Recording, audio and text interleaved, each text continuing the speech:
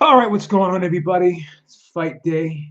A lot of fights this weekend, and the biggest fight I think, or the most intriguing fight this weekend, is Kell Brook versus Terence Crawford. Now, I got to be honest. When this fight was first announced, I was kind of lukewarm to it, but the more I thought about it, and the more I've listened to Kell Brook and Terence Crawford, and the way the fight was promoted, I think ESPN's doing a great job promoting the fight. I'm starting to get interested in it, and I'm actually intrigued by it. And most people, pretty much just about everybody, is picking Terence Crawford to win this fight. But they are saying that Kell Brook could present the toughest challenge to Terence Crawford. And it could be argued that even this version of Kell Brook, who's 35 years old, who's had some injuries over the course of his career, even this version of Kell Brook, it could be argued it would be the best opponent Terence Crawford has faced. Whereas you can argue that Kell Brook's faced equal, or if not better, than Terence Crawford. If you believe that Gennady Golovkin is a better fighter than Terence Crawford, pound for pound, which at one point it could have been thought of as that. Not now, obviously, but at one point, the argument could have been made. You know, with certain boxing fans, maybe would have agreed with that. Also, you have Errol Spence, who some believe right now is a better welterweight than Terence Crawford. Definitely, he does have a better resume. And Kell Brook, after the fight with Golovkin, fighting at middleweight, had to go back down to welterweight, and he still gave Errol Spence all he could handle in that fight. Still gave him all he could handle in that fight. The fight went 11 rounds. And Kell Brook suffered a broken eye socket. I believe that one was on the left side of his face, and the one he received against Golovkin was on the right side of his face. And I want to talk about that a little bit. Now, Kell Brook was doing great against Gennady Golovkin before he broke his eye socket, and obviously that's a serious injury. His vision was blurry. Concerns about maybe losing vision permanently because of the severity of that injury. So obviously, I don't fault him for stopping in that fight because it was a severe injury. But at the time of the stoppage, two judges had the fight even, and one judge actually had him up 3-1. I had him even. I thought he was in the fight. I thought he was landing some good shots. I thought he was actually doing very well as a counterpuncher in that fight as Golovkin was coming forward. I thought that Brook landed a vicious uppercut that probably would have dropped or maybe severely stunned and stopped any welterweight in their tracks. But Golovkin, who has a great chin, knows how to brace himself for shots, who can ride shots out, he withstood those shots. Now you could argue what would have happened if that was a welterweight in there instead of a middleweight. So then Kell Brook comes back after a long layoff and drops down 2 weight classes back down up to 147. And he fights Errol Spence, and some people had him up in that fight. A lot of people thought he was doing very well. A lot of people had him up in that fight. I thought he was behind, but it was a close, competitive fight up until the time of the stoppage. And he broke his left orbital bone in that fight, and he had to get surgery on that one. So interesting thing about that, as I said, I want to bring up is Kell Brook was on record of saying, and he was talking about both injuries. And when he got operated on the first time after the Golovkin fight, he was told by the doctor that if he didn't stop when he did, he possibly could have had permanent eye damage and could have been blind in that right eye. So in the 11th round, when the same injury occurred, he was quoted and made a statement that he said to himself, he had that doctor's quote, that doctor's line ringing in his ear, saying, if you go on longer, you can go blind. And because of that, in the 11th round, he stopped because he was listening to what that doctor said when he had the original injury on the right eye in the Golovkin fight, and he was concerned about having permanent vision loss in that left eye, so he stopped. So that's why he stopped. The fight was almost went the distance.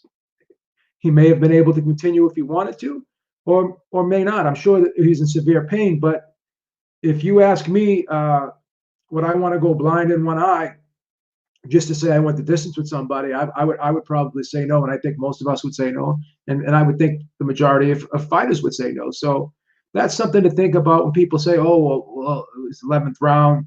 That injury, it didn't look like the injury was as bad as it was in the Golovkin fight. It was, even though it was similar, blah blah blah blah. He quit, this and that." Again, I don't call fighters quitters. I don't use the word quit. If a fighter decides that he's damaged to the point where he doesn't want to continue because he doesn't want to have permanent damage to his body, and he's thinking about his life after boxing, I have no problem with that. So that's the thing. So people are talking about, oh, is his face going to hold up in this fight? Well, he's got a metal plate on one side of his face, and I think he's got a metal plate on the other side of his face now because he's broken both orbital bones. So technically, the guy's got a bionic face. So the odds of it being damaged again, I'm not saying it's impossible, but I think it's slim. So in my opinion, if his face holds up in this fight, I think win, lose, or draw, this fight has a great chance of going the distance. Terence Crawford, great fighter. No question he should be favored in this fight. But the question is, should he be as favored as heavily as he is being favored right now? I think he's like let me take a look at the odds here real quick. I have all the odds pulled up here because I want to reference a couple things. So Brook is a plus 700, and let me just take a look where Crawford's a plus 1,200. And I think Crawford was like a minus 1,000, and Kabeluskas was like a plus 650 or 600 in their fight. So Kell Brook is facing greater odds in this fight. He's got a bigger odds deficit and is a bigger underdog than Kabeluskas was. And you have to ask yourself, is Kabeluskas a better fighter than Kell Brook? I'm going to say no. So obviously Terence Crawford should be favored in this fight. I'm not arguing against that. But should he be as this heavily favored? I think the big question mark is, Brook's been stopped twice. Brook's had his last 3 fights at junior middleweight, but I got to say, Brook looked phenomenal at the weigh-in. He looked in the best shape I've ever seen him. He looked ripped to the bone, looked muscular. He looked healthy. He looked like he really made the weight intelligently and safely. So I don't think, in my opinion, the weight will be a problem. Now, as I said, Crawford, great fighter, but he starts slow. Sometimes he gives away early rounds. Sometimes when he switches to southpaw, there's opportunities for fighters. I think a lot of times when he switches to southpaw, he's very good offensively in that stance, but that's where I think he's a little weak in that stance on the defensive end. He starts to get hit with right hands, and a lot of times Crawford will stay in that pocket in exchange, and guys are able to hit him. Kell Brook is a very sound technical fighter. Keeps his hands pretty high. He's a pretty solid defensive fighter. Really good from the outside, even though he's going to be giving up a 5-inch reach advantage. The beautiful thing about Kell Brook is he knows how to gauge distance. He's got a phenomenal jab.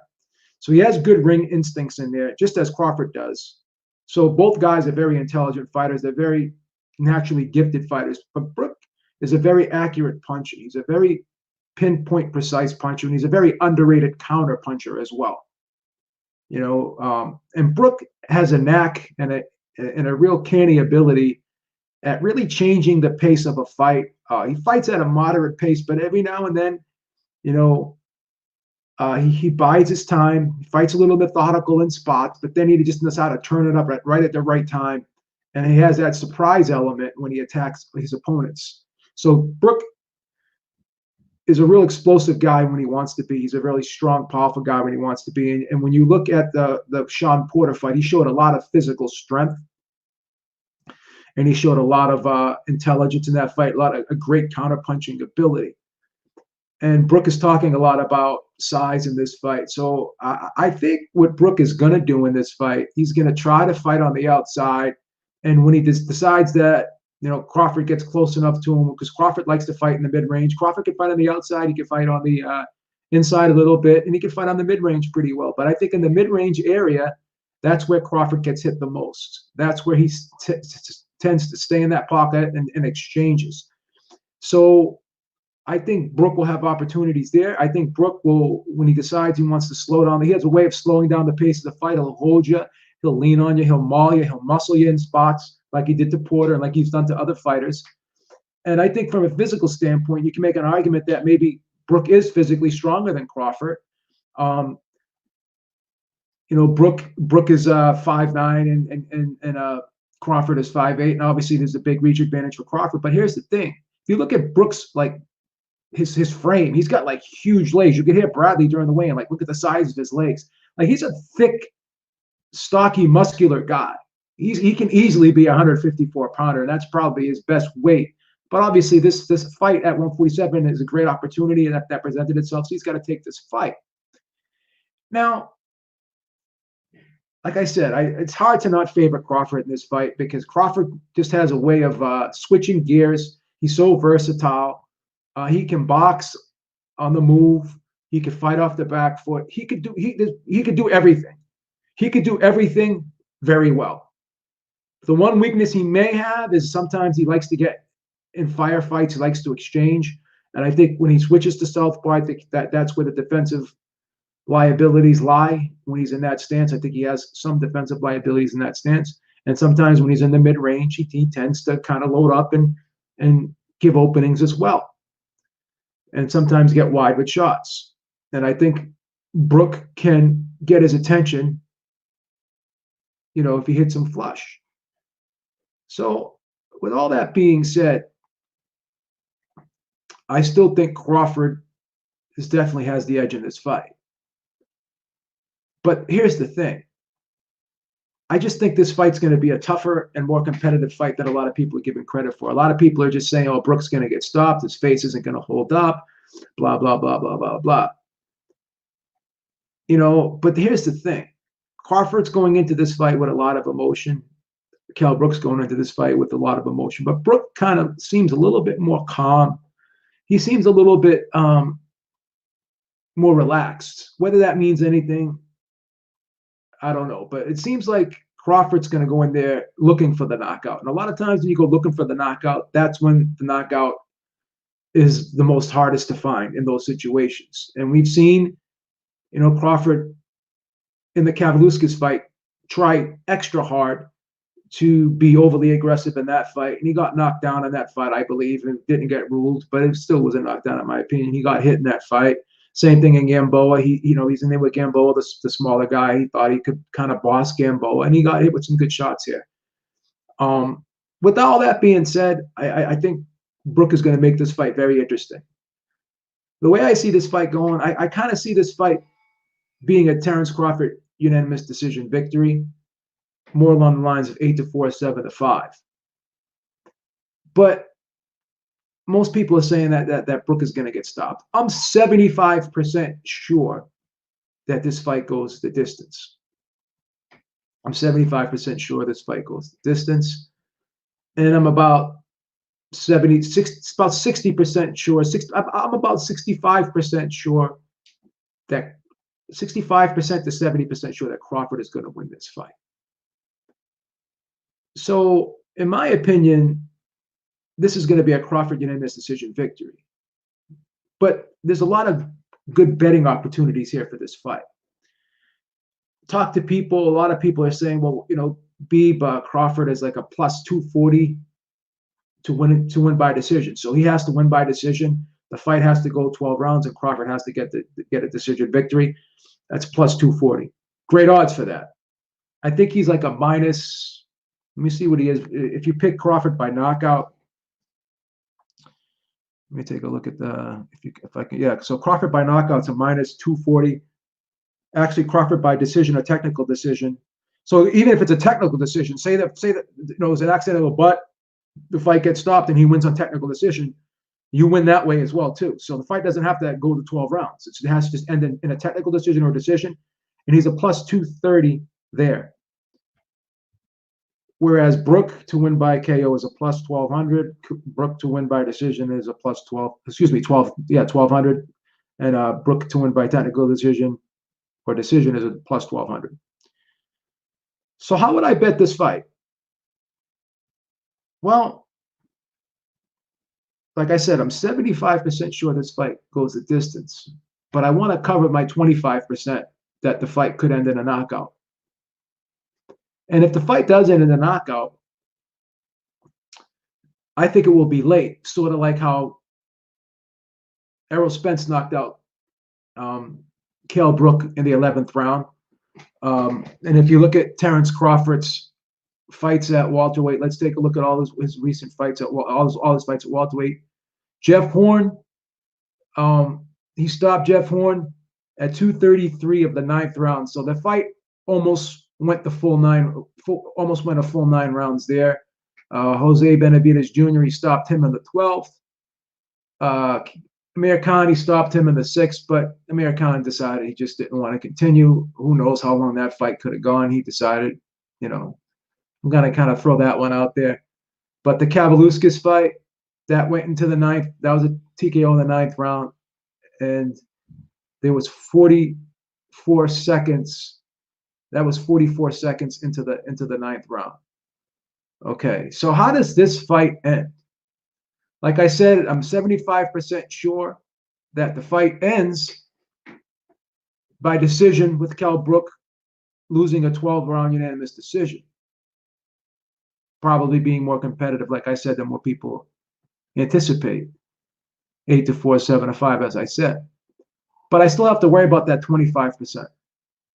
And if the fight does end in a knockout, the odds are it's going to be late. The odds are it's going to be late.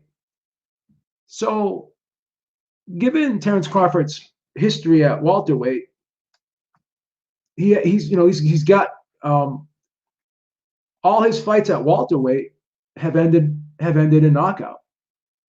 1, 2, 3, 4 fights ended in knockout, but they all ended. 2 of them ended in the 9th round.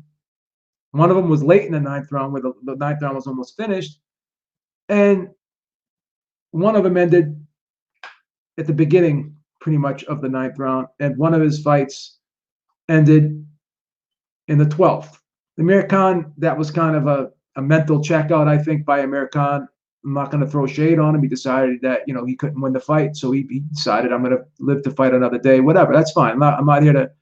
Again, I never use the Q word when I talk about fighters. These guys are brave. They put their lives on the line. I can't do what they do. I don't have the intestinal fortitude, or I don't think I would be as brave as these guys to be able to do what they do at the level they do it at. So I'm not going to take shots at anyone. So I think the best bet here for me, so this way, the best bet that I'm going to recommend here is I'm going to take the over.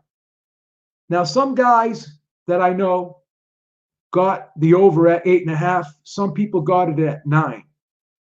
Okay, so that means if you got it at 8.5, the fight would have to go a full 8 rounds. Okay, and then it would have to go past 150 of the 9th round. Now, if you got it at 9, all 9 rounds would have to be completed. As soon as the bell rings for the 10th round, then you win that one. But now it's up to 9.5. But even with the 9.5, I think if Crawford does end up getting that stoppage, which I think is a 25% chance that he could get a stoppage, I think that's going to be somewhere in the middle, in the middle of the 9th round. If you want to play the odds, I think, or the middle of the 10th round. So the fight would have to go 9 rounds and pass the 150 of the 10th round. And I think, given Crawford's history of when he does get stoppages, for the most part at this weight class, he's getting them late. He's wearing guys down. He's not a one-punch knockout guy. Definitely can pop, but he's not a one-punch knockout guy. Brook's never been hit with one punch and stopped. Brook's the only two losses that Brook had, that were stoppages were because of injury, not because he was knocked out conscious or he was counted out or the fight was waved off. He basically had to retire in both of his losses due to the damage of his face, which is understandable. So if his face holds up, then the likelihood is he's going to go the distance here. So Beeb, why don't you just bet Crawford by decision at the plus 230? We could do that. We could do that. We could do that. That's fine. But what if he stops him in the 10th or 11th, midway through the 10th or the 11th round or the 12th round?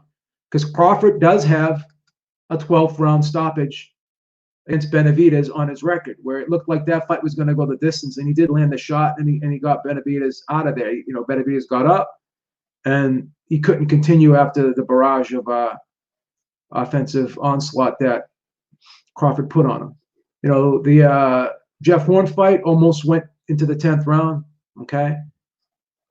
Kavaluskas fight, that ended in the 9th round. But again, Kell Brook, I think you can make an argument that Kell Brook is much better than all three of those guys. So I think for me, I think the over here is the best bet. I think it's the safest bet here, in my opinion. Just in case, Kell Brook gets stopped in the 11th or 12th round, similar to how he got stopped. His only loss at welterweight was against Errol Spence, who I think is a harder puncher than Terence Crawford.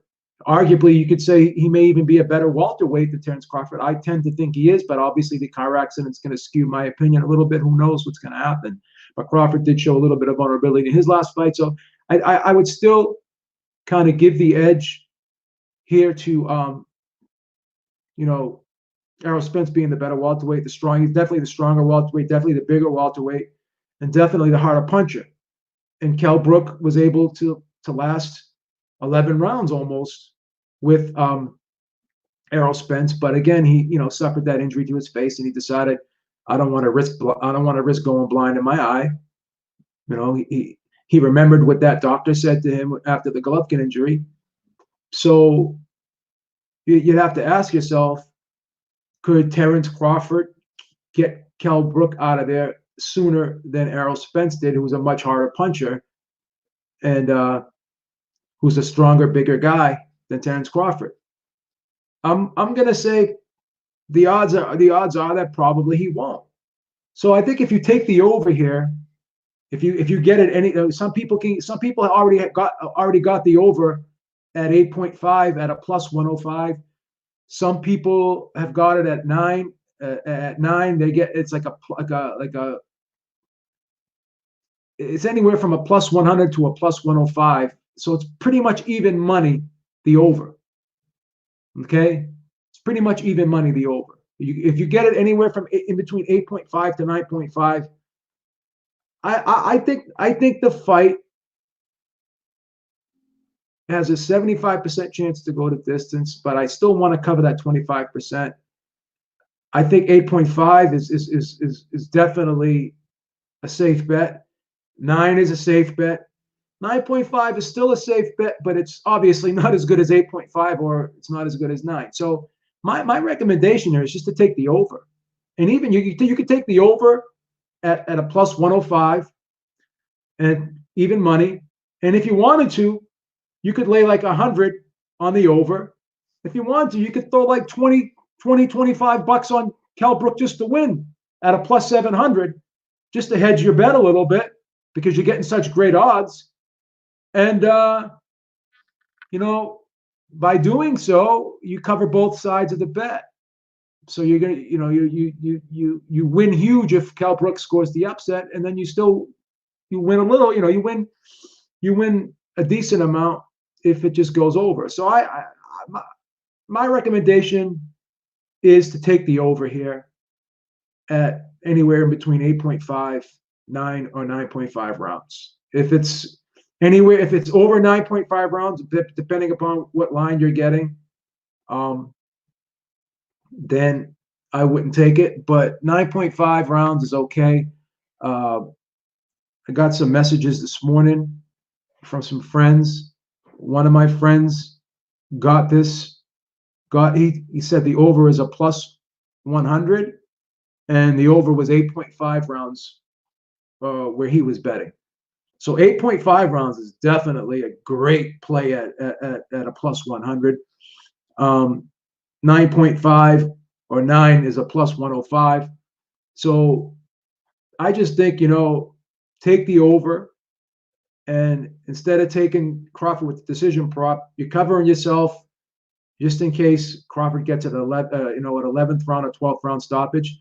And even if he gets a 10th round stoppage, if it goes midway past if it goes past the midway point in the 10th, you still win the bet. So I'm gonna take the over here, and that's the bet I'm recommending. I'm gonna just recommend the over. And if you want to get a little brave, or you want to get a little creative, a little risky, lay a very small amount on Brook for the upset. The fight could be interesting, but this way you cover yourself. Like if Brook gets a decision, or if Brook gets a stoppage late, then you're covered. You know what I'm saying? So then if Crawford gets a stoppage late, midway past the 10th, you're covered.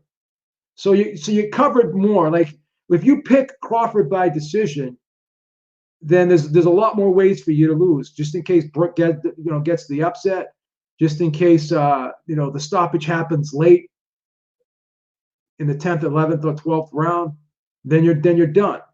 This way, I think you're covered. You're covering all your bases here. Obviously, if there's a knockout before the 9, the 8.5 or the 9 rounds, you're in trouble. But I think the likelihood of that happening is much less than the other scenarios that I just mentioned. So that's what I would do here. I would take the over. If you can get 8.5, that's. I think if you're going to do it now, you're not going to get better than 9 rounds. But if you did it early enough, you could have got 8.5. Most of the sites I'm looking at right now have it at 9 and 9 or 9.5, and it's at a plus 100 or a plus 105. So it's even money. It's pretty much even money. But let's look at the history. The one stoppage loss that Kell Brook does have at welterweight was arguably to the hardest puncher. You can argue that Spence is the hardest puncher in this division. And if he doesn't break Kell Brook's face, the fight would probably have gone the distance. And if Kell Brook didn't have that injury in the Golovkin fight, it didn't have that doctor saying to him, "Oh, you're lucky you stopped when you did it. You could have gone blind."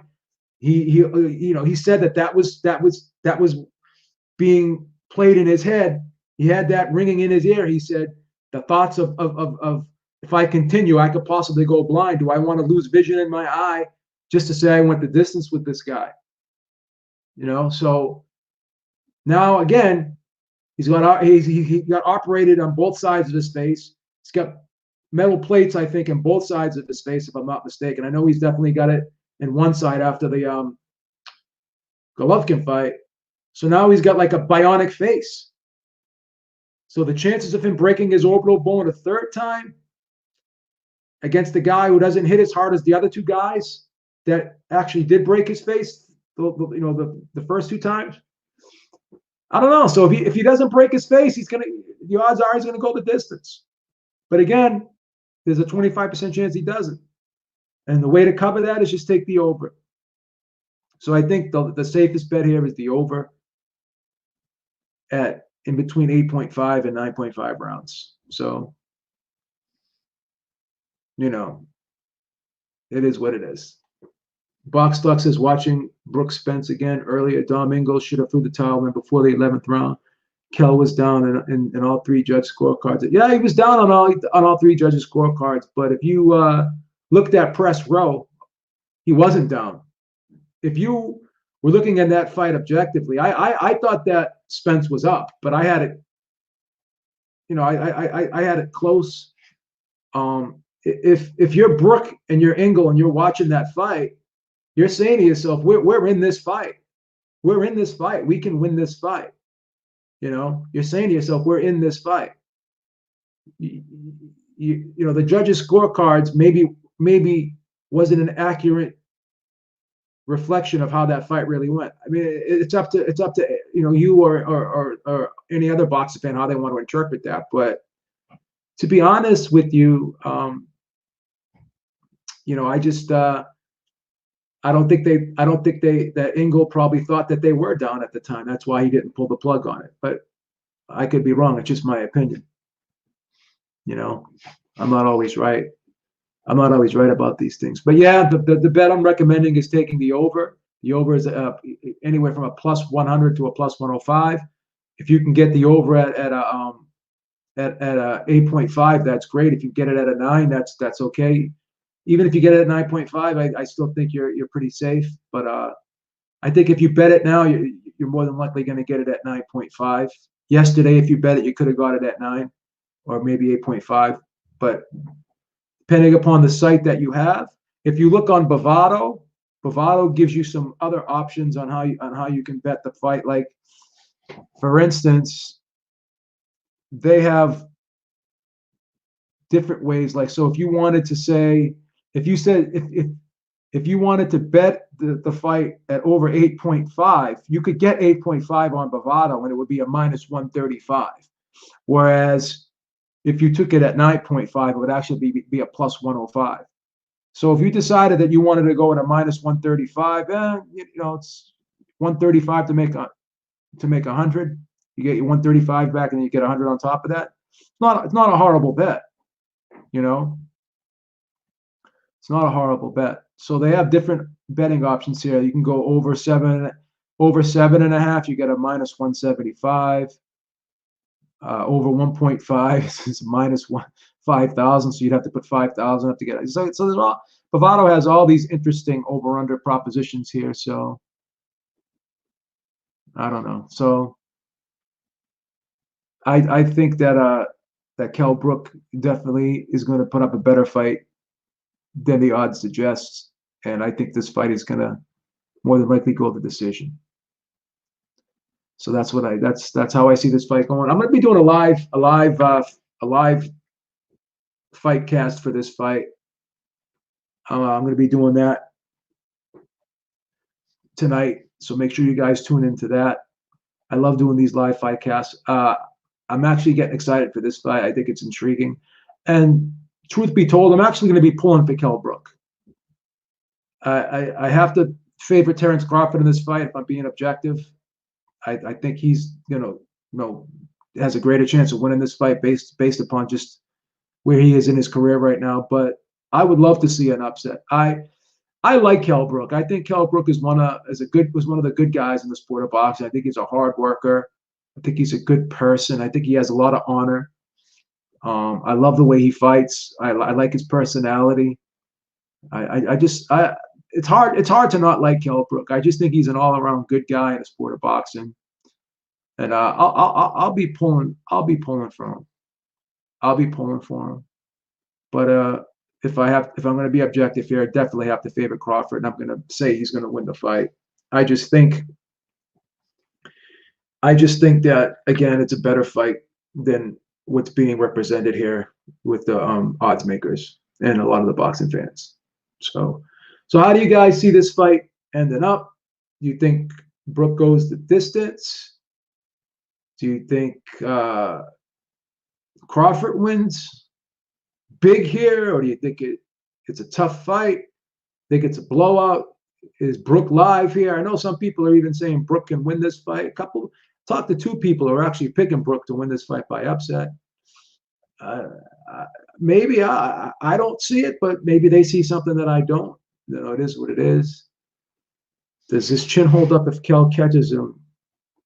Beaver Nobary says, I'd have to say, yeah. Until proven otherwise, I think Crawford's been. But see, Crawford has never really been hit with a guy, by a guy as tough as Kell Brook. So it's an interesting question. It's an interesting question. So yeah, it is what it is.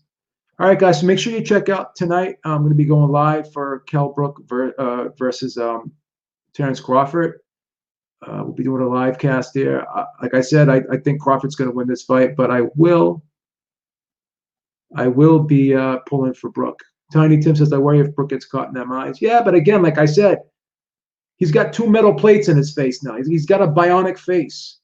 He's already had the surgery on this. So the likelihood of he's got 2 titanium plates in his face, I don't know. The likelihood of it breaking his face again, I just don't see it. And again, Golovkin and Spence, I think, are definitely hotter punches than Crawford, in my opinion. They're bigger guys, they're stronger guys, in my opinion. So it's just a different fight. I think his face will hold up. I can't guarantee that with 100% certainty, but I think it will. I think his face will hold up. And yeah, I'm gonna say that the fight goes distance, and I think the fight's gonna be competitive, and I think Crawford will win. So yeah, he's got a bionic face. He's technically he's got a bionic face, right? He's got metal plates in both sides of his face, if I'm not mistaken. I know he definitely has it in one side. I don't know if he got the identical surgery on the left side after Spence, but yeah. So it is what it is. All right, guys, thank you for tuning in, and make sure you tune in tonight. Probably around 11:30ish, quarter to 12ish for the main event. It's actually a good card on ESPN Plus. I think Katie Taylor's fighting today, I think, on the zone. So we got a pretty decent weekend of boxing. Make sure you check it out. Hope you enjoy the weekend of fights, and I'll be back later. Enjoy the rest of your day. Take care, guys.